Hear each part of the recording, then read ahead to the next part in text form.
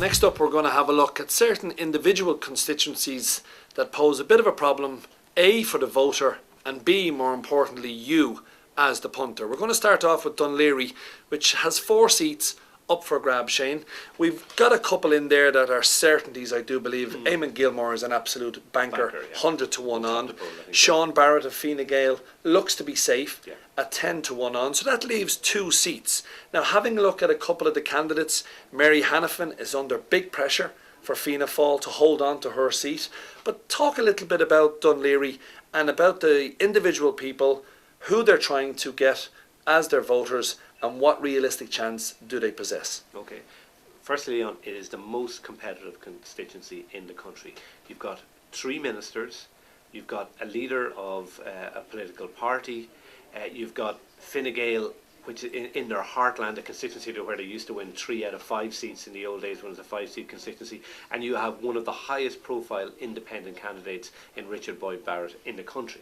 So it is unbelievably competitive, all going for just 4 seats. It used to be a 5-seater, so one of the TDs will certainly have to go. We can write off the Greens, Kieran Cuff. He will not hold his seat there. You're right, Eamon Gilmore and Sean Barrett are the 2 bankers. After that, it is open season. A lot of people think Richard Boyd Barrett, very high profile.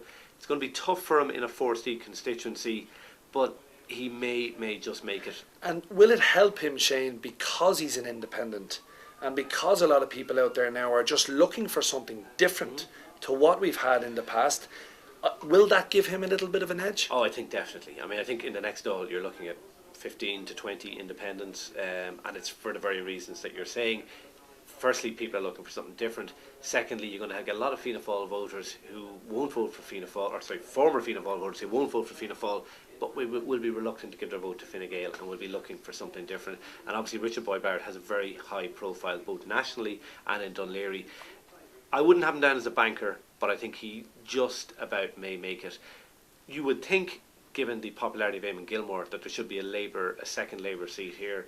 A month ago I would have said, yeah, that's nailed on. I'm not quite so sure now that Ivana Bacik will make it. I think some of the little bit of the gloss has gone from Eamon Gilmore. Fine Gael did very well in the local elections in this constituency. If they're on a roll nationally, I think they'll take 2 seats in this constituency. So you're going to go with Mary Mitchell O'Connor, even money to be elected into Dunleary, and also you're going for the independent, maybe just to take that seat. Now we're going to move on to the Kerry South constituency. Used to be a very strong hold for Fianna Fáil, but as we all know in recent times, people's opinions have certainly changed, and in Kerry South we've only got 3 seats up for grabs. It looks as if Tom Fleming, the independent, is almost nailed on to keep his seat in Kerry South, but maybe you have a differing view on his chances. I actually do. I think this is the hardest constituency in the country to call. There are 7 people in contention for the 3 seats, and not one of those 7 people could you point to them and say, yeah, they'll definitely win a seat. It's probably the only constituency in the country you could say there isn't one cast iron certainty. Tom Fleming, ex-Fianna Fáil, stood alongside John O'Donoghue in the last couple of general elections and now has left the fold to stand as an independent. A lot of people are saying he will definitely get elected.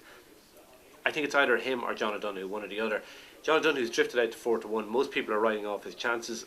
I bumped into a very senior Fianna Fáil figure just the other day who was coming from the bookies having placed a bet saying, you know what, don't write him off. He's doled out a lot of money in Dublin South in his various ministries, particularly as Minister for Tourism and Sport, looked after a lot of GA clubs and so on while he was there. You'd have to think that might count for something. Obviously there's been a lot of negative publicity about his expenses and all that.